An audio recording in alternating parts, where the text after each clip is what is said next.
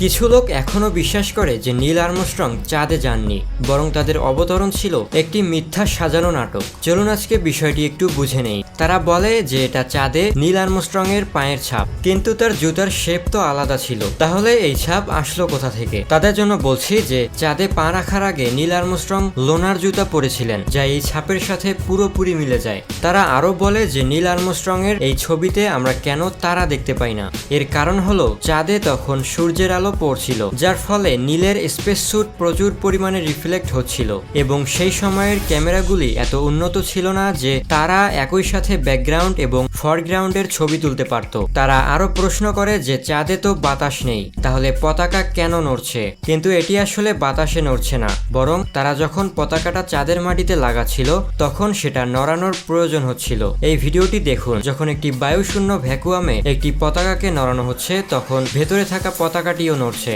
ঠিক এমনটাই তাদের সাথেও হয়েছিল। তাই বলা যায় চাঁদে অবতরণ কোনো মিথ্যা সাজানো নাটক ছিল না।